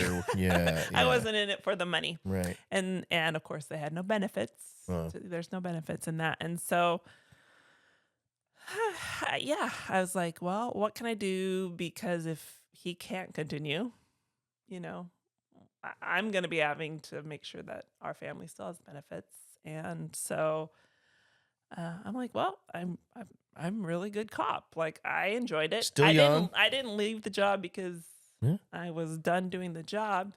The city just said I wasn't good enough, or they didn't want me anymore. So I was like, okay, well, let's go to Linden. Did you decided to go to Linden and say, hey, I think I want to be a cop again, or did they approach you? Or I went to Linden. You went to Linden, okay. Let me. And you live in Linden. I live in Linden. Yeah. Perfect. Yep. Okay. And so I went on a ride along, and Linden is a totally different place. Yeah. I mean, that's one of the questions I have coming up for you here is, but let's continue a little bit. So you go to Linden and you have to go through this process again. I do. Now, did you keep your law enforcement credentials? Certification, yep. Okay. So when you go through the CJTC, the Criminal Justice Training Academy in Burien, you are certified throughout the state to be a law enforcement officer. Okay. I can go anywhere in the state. Gotcha. And the credentials are all that we all go to the same academy and Mhm. we're all taught the same thing. So my certification is good throughout the state. You stay credentialed for 2 years. After leaving law enforcement, you have 2 years to get back into it. Your credentials are still good. You don't have to go back through the academy or anything. And so I was still within that 2-year window. Mm-hmm. And so I was like, well, I'm going to get back into law enforcement. So yeah, I reached out, did some ride-alongs, or did a ride-along with Sergeant Bell. And Oh, yeah. yeah, Lee. I know. He's an icon in Linden. Well, I think he was the first guy that ever pulled me over. I think everybody's got. When I was 16 years old. Oh, so. that's. Oh, the irony. That's awesome. So yeah, I mean, just I needed something full time, and I was like, well, for me, it was also like 2023 in a way was such a blur with everything that happened in our family. Mm-hmm. Or not 2022. Mm-hmm. With everything that happened, it was kind of a blur. And law enforcement, it's like coming home for me, right? So how did that process go then? You apply, you did a ride around, you said you had to take another test? Yeah. So, I had to do the polygraph again, a full background investigation again. Really? Yeah. Okay. So you have to they have to make sure that you're still. You haven't messed around in the meantime? Yeah. Well, I mean, I suppose that can happen. I mean, it goes back. So it goes back not just the time I was out of law enforcement. They're looking at, was I a good law enforcement officer at Bellingham, and did I do anything wrong there? And yeah, I mean, it's a complete background. So okay, and so then you become patrol officer, beat cop or patrol officer. Yep. I have to go back through FTO. What's that? Field training officer, and so I'm getting evaluated every day. And that's got to be weird though. 20-year law enforcement, and you're like starting over in this little town. That is so being so trained by someone with 6 years on. Right. Yeah. And you're telling him, almost want to tell him what he should be telling you. It's no. It was good. You know? Yeah. That's hilarious. It was, it's fun. And it's fun being in the community that I grew up in, Yeah. I know everybody there. Right. Yeah. I mean, my first collision, they're like, oh, and yes, everybody, I voted for you. Yeah. Thank you so much. So yeah, I mean, tell me, how's Linden compared to Bellingham? I imagine it's a little quieter, a little bit of different kind of dynamic out there, huh? It's fascinating. Like, I've been like really, I don't even know how to. I mean, the community support is amazing. The community trust, right, it's everything. And the weird thing is, I started in Bellingham in 97, and Bellingham still seemed like almost a small town.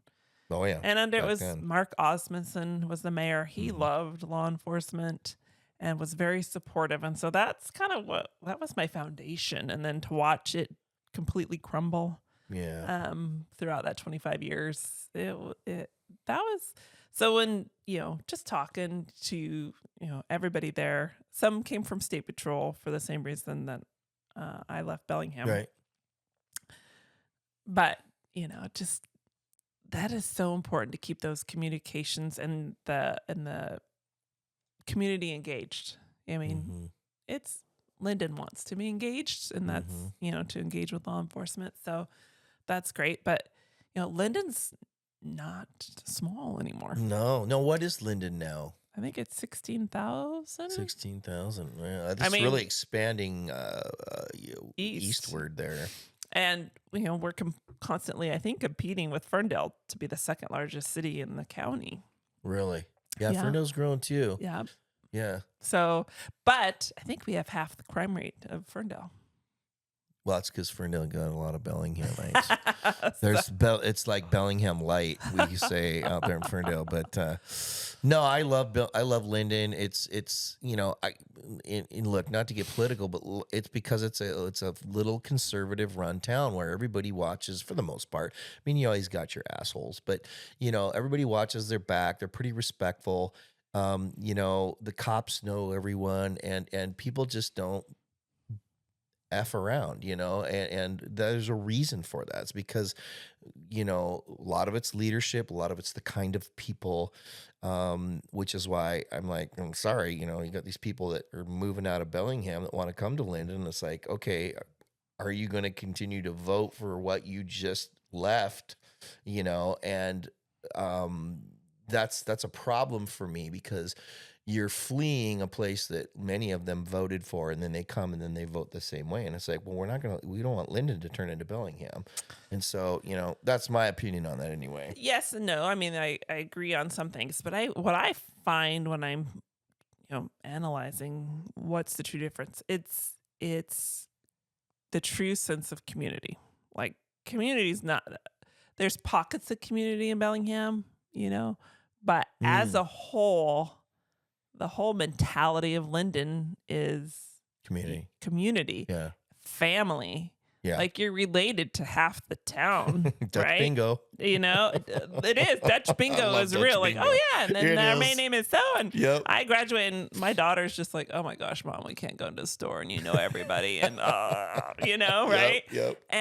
But to that sense, you do better because you know that someone's watching and they know who you are. Oh, well, it's a small town. And that's small town living, and the people in the community, they're the first to call and go, yeah, something's not looking right. They can't always articulate what it is, but it's outside the norm. And that's what law enforcement is. That's, when I would patrol an area, like one night, we had a drive-by shooting, I think on Sunset or something. And there was rumors that maybe there was going to be a retaliatory shooting to something. And so, one night, I don't even know why, I'm driving down Northwest Avenue, and these taillights I just see these taillights pull into this apartment complex. And I'm like, and I don't even know why. I could not hardly articulate, but something made me turn around. And the car saw me turn around, so they boogied out and they pulled the SETI. And I was like, you know what? It was out of the norm behavior because I'd patrolled that district forever. And I got out and I'm chatting them up, and lo and behold, there's a shotgun in the car. They were Getting ready to do something. They were gonna do a shooting in retaliation for the shooting across town, and that's what community is when they see something that doesn't look like, because they are so familiar and so involved and committed to keeping that community, they notice when something is just off, right? And they point it out. So I imagine you're not seeing the level, or at least the types of crimes in Linden that you'd experience in Bellingham. No. Yeah. No. Mm-mm. That's good to know. Well, there's rarely do we have any homelessness. Yeah. I mean, we don't have that. Usually gets dealt with pretty quickly, which is good. Yeah. And, but that's how you do it. But we have our thefts, but sure. Yeah, the property crimes are different, and it's just a lot of juveniles, like kids just being kids to a certain degree. So, right. But yeah, I so mean, would you say it's less stressful? Oh yeah, working for Linden. Yeah, good. Very much so. Obviously you're enjoying being in Linden.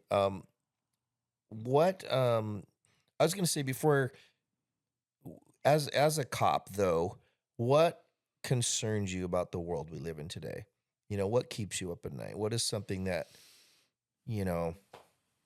just makes you go, I'm concerned about this, whether it's I mean, you guys get all kinds of intel, I'm sure, like what are we facing here? What are we worried about? What are you hearing out there? Well, there's what I worry about. Yeah. And that is dick pics.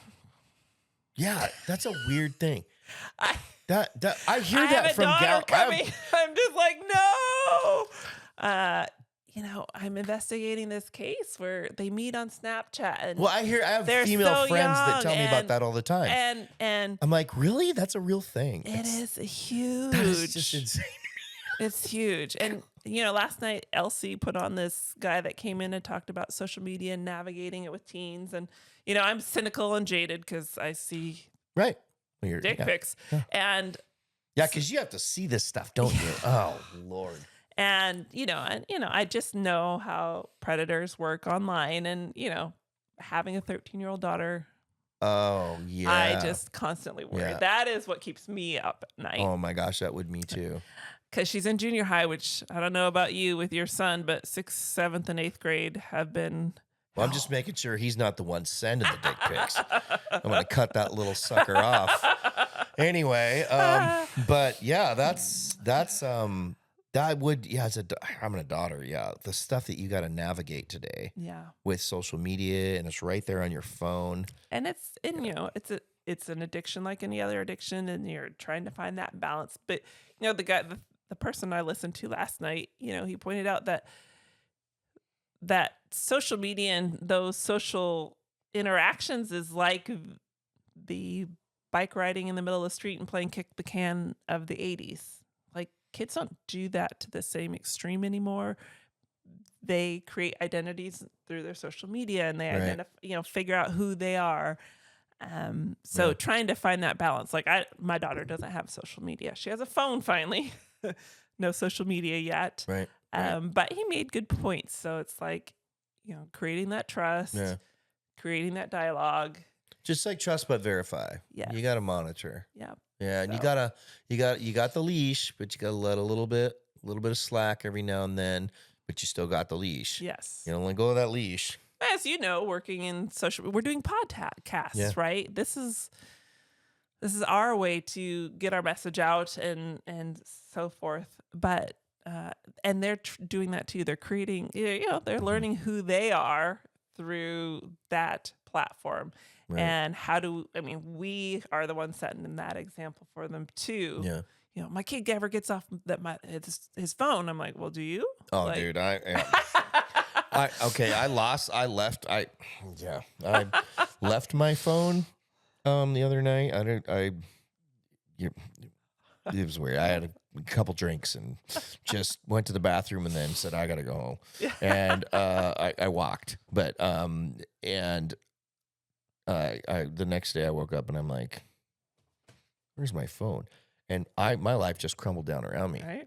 I mean, I was like, okay, and then I don't have internet here. I use my hotspot, so I couldn't even get on my computer and like try to find your phone. So I had to ask my neighbor to call my friend and say, hey, can you see about my, and so anyway, we got it tracked down, but there was a little bit of panic there for a while, because we're so connected, and, that was just, and you get, because nowadays that's how we communicate. I mean, remember you used to go to a payphone, take a quarter, and or you just didn't talk to them for a while, and that was okay. What's too. that like to not talk to somebody? Yeah, it's like or text or. Oh, it's terrible. I mean, I'm constantly and because I'm into podcasts and I'm always listening to stuff. I'm constantly. Oh, me too. Right. One of the big things the guy said is leave your phones off. Leave them on the counter or, plugged in. No one should have a phone in their bedroom. I'm like, oh, that'd be nice. Oh, that's where I'm in bed. I'm doing my best work. See, I try to be good about not doing that. I'll read a book instead. But my phone's always there because I'm on call. I'm a detective now, and so I have to be available. Right. So, okay, let's get back into that real quick. You're a beat cop, so to speak, and now you get promoted to detective, and you haven't been there very long. So they realize that, look, you're kind of above your. I'm a big deal. Well, well, you're probably a little overqualified to just be overqualified, is what I would say. It's like, let's get you into what we really need you to do. So that's great. When did that happen? February 12th. Yeah. So are you not patrolling too then, or no? Really? No. Yeah. Because I used to listen for you on the scanner. Yeah, you're not going to hear me anymore. Oh well. Yeah. You were Lincoln 3, right? Yeah. Yep. Mm-hmm. So nice. Thanks. Oh, I know. So yeah, now I'm 3 Union 110. Union, right? Yeah. That's the okay. Good for you. That's or one awesome. Union 110. No, That's 2, awesome. whatever. I am Union 110. That's So then, my what measurement. does that involve now? What are your tasks now? Just following up with what the beat cops find, or Yeah. is that So how that kind of works? yeah, they're calls that come in that need follow up. APS, Adult Protective Services, will send us reports. Mandatory reporter will make a report to them, and then they always send a copy to us. Sometimes it's something we need to follow up on. Sometimes it's just something for them, but they're just letting us know. Same with CPS. If there's any allegations, CPS will send it in. So you're not necessarily investigating Fluffy missing or anything like that. No fluffies yet. No fluffies yet. No. Fluffies or Sparkies. Yeah. No, there's enough going on in Bellingham that I'm not bored. You mean Linden? Or sorry. Yeah. Hey, you're still stuck. Yeah, I know. Hey, I still 20 every years, once in a 20 while. plus years. I Yeah, know. yeah. There's enough going on in Have you Linden ever accidentally said, hi, I'm with the Bellingham Police Department? Yes, I have. Are you serious? Of course. Oh, that's awesome. I've answered that way for 25 years. What do you expect? Oh, that's Yeah. awesome. This Bellingham officer, Linden Officer Dykstra. That's awesome. Yeah. Oh, that's funny. Okay, I got a couple questions for you Okay. because all right, codes. What's Robert? Oh, that's Like, for example, what's code for checks? Oh, so code for checks is I don't need any help. I don't need anyone to come and cover me. I've Okay. got this handled. No worries. Gotcha. So if this was more prevalent in Bellingham, because specifically at night, if I was making a traffic stop or something, they automatically would send a cover unit to cover you. And so if I made contact with the driver, everything was cool. So when dispatch checks on you and you say code for checks, then the cover officer can go. Gotcha. Can Gotcha. disregard. Yeah. So what's in Nora? No report. No report. Yes. Okay. And Yep. so Robert means report. Yes. So what does that mean? That you've got something now you've got to fill out a report on? I've got to write something. Oh, okay. So Gotcha. I've handled the call. It fits the criteria of our policy of what we need to write on. And so, yeah. Okay. Clear it out, Robert. What's William? So that's on a traffic stop. You have to give a study code, which is a race code. So William, white, William, warning. So it was the driver, the contact was a white person, and they're getting a warning, a verbal warning. Okay. Interesting. Yep. I'm just fascinated by it. So it's like so much of this stuff to. Yeah. So because we have to document all of our contacts on traffic stops. So you get stuff from dispatch, but you also get stuff coming across your screen. Well, everything on the screen is coming from dispatch. Well, so you usually get a call from them first, and then they send it to your screen. Is that kind of how it works? No. So I can. Dispatch gets a call. They're entering it. As soon as they put it into the screen, it's going to pop up on my screen.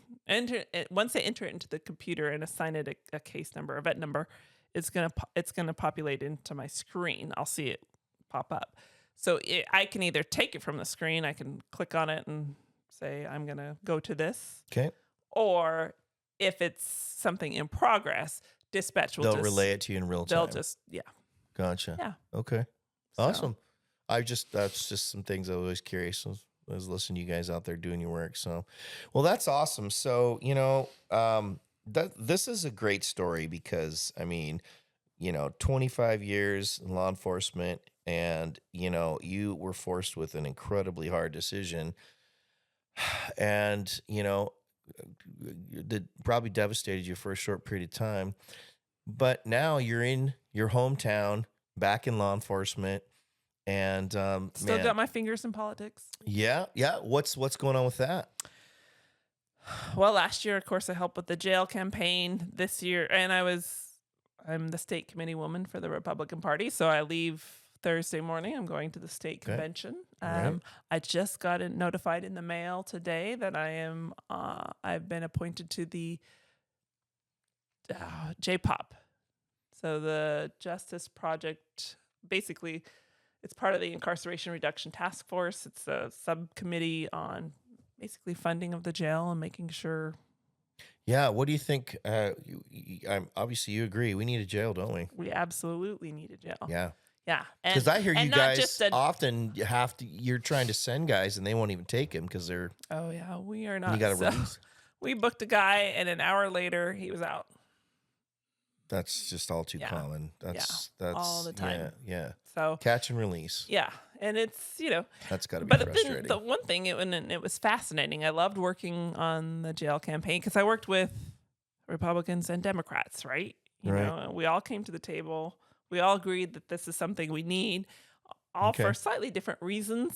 But that's, we got to sit there and listen to each other as to what they were envisioning. And, again, kind of goes back to it's a community. This is a community that we're trying to create something better.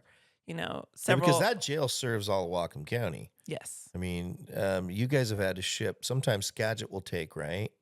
Not Skagit. We've been shipping as far down as Seattle. Really?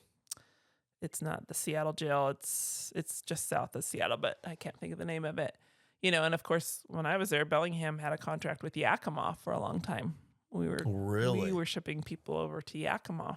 Interesting. To the jail there. So, yeah, we're in, but it's not just a jail. And this is what we talked about when we were, it's, the biggest reason that we're having this huge crime population, and legislative side, like you can talk about the politics all you want, but the fact is the drug use and mental health crisis is out of control. Oh, the fentanyl's.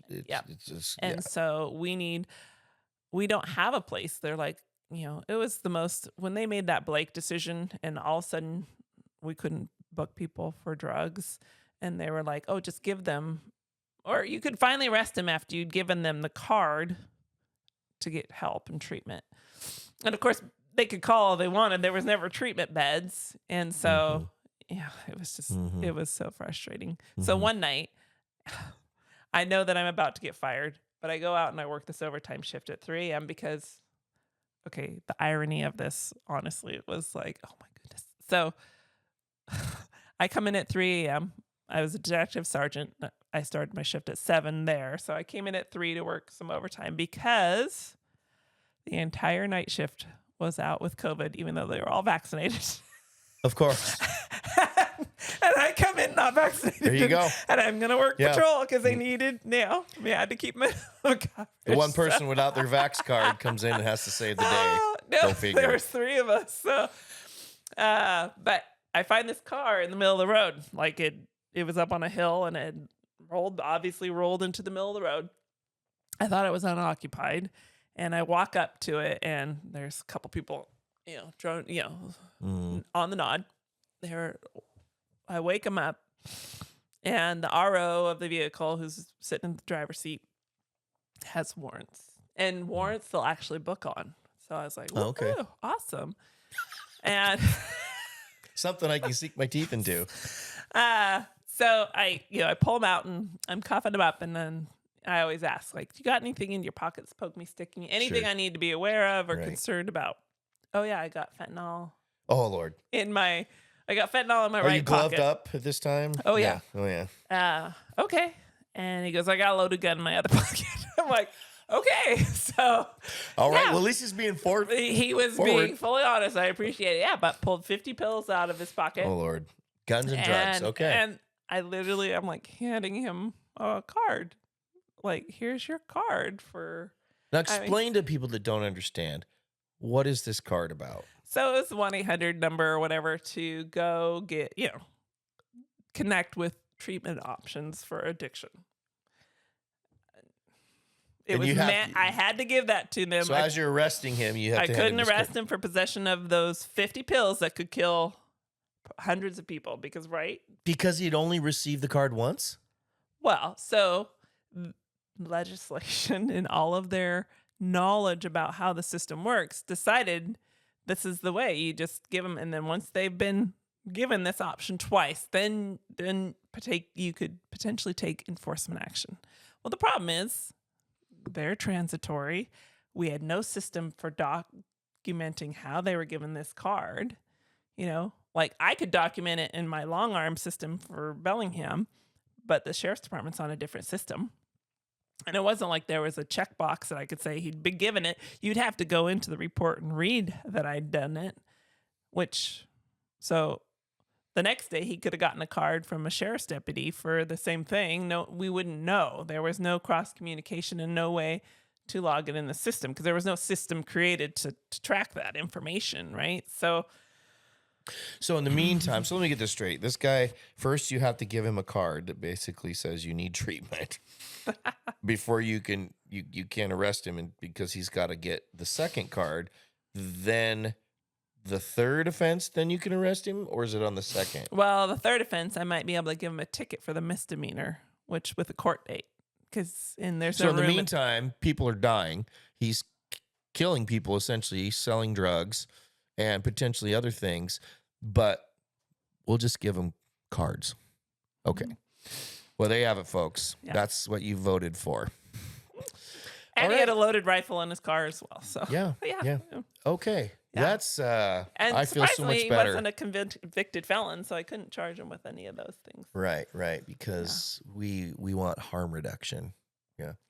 No harm. Okay, but yet the rest of society is getting harmed because our police have been handcuffed. Pardon the pun. Wow, that's interesting. And is that still in effect, or was that back then? No, they've changed those laws. Okay. So, but nothing's a felony. Hallelujah. But it's still not a felony. Interesting. So it's still just a court date. Okay. What makes it a felony? Is it a certain amount of drugs? If you have possession with intent to sell or deliver, that. Yeah, but if you got 50 pills, wouldn't that be intent? Well, do they have a scale? Do they have baggies? Okay. Do you have a wad of 20s in your pocket? Like, you have to, it's not just possession of that many pills. It's what are all the other. Right. What's the correlating evidence? Mm-hmm. Gotcha. Okay. Yeah, because honestly, 50's kind of getting up there, but, if you're someone with a serious addiction, every day you have to take more and more and more to get that same high, and you're getting So what about the gun issue? These guys had guns. Were they registered? Could you get them on the guns? The guns. Well, I don't know if they were registered. It turns out because I got fired. Okay. I booked them into evidence, and then you run them through the system, and then by the time that I don't know. Gotcha. I mean, he didn't have a CPL, so I think the prosecutor was going to tag him for having concealed without a concealed pistol license. Gotcha. Okay. Yeah, that's a lot of stuff. I mean, you got to work with all that. What's the prosecutor going to do? So, I mean, you guys you got to be on the ball. I mean, you got to present all the evidence. Mm-hmm. You can't miss anything, So, did you call in? You got fired, I was going to say. But normally, would you call in? Would other officers assist you in investigating this car and this vehicle? Or no? Really? No, I'm a cover officer that showed up. But okay. I ended up booking him on the warrants. Gotcha. I went to jail with him, and then he waited, and the car was towed, right? Because it's sitting in the middle of the road. It's a traffic hazard, so we had to tow it. No one was, he wasn't even sober enough to drive it. Yeah. So the car was towed. But so then you search the car incident. You have to basically check the property and log it so that they can't claim that the tow truck driver stole the stuff in the car. All these things. Yeah. So, but that's a 2-officer call. So if there's anything you would do different, or is there anything that you would do different? It seems to me like things have kind of played out pretty well for you. I mean, it seems like you made the hard choice, and look at where you are now, Well, I'm just one of those people. I tend to land on my feet. So and most of that's just, attitude, right? I know a lot of some of the guys that were fired with me are still really, really bitter. Yeah. And I could be bitter, I guess, but the only one that is really impacted negatively is the bitter person, right? You. Yeah. So, I'm good, right? All right. I'm truly one of those, when one door closes, there is always Yeah. going to be another open door. And if not, I know how to kick doors in. I'm good. Perfect.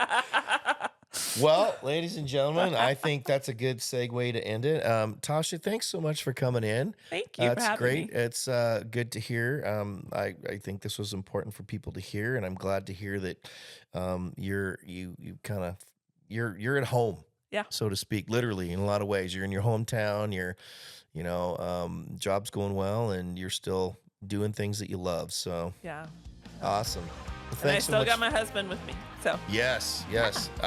That's a whole nother story. we'll get into it another time. I would love to touch on that at some point too, if he's willing. But thanks so much for coming in. It was great to have Absolutely. you, and Thanks I for so having much me. appreciate it. Yeah. All right. Absolutely. Thank you. Thank you.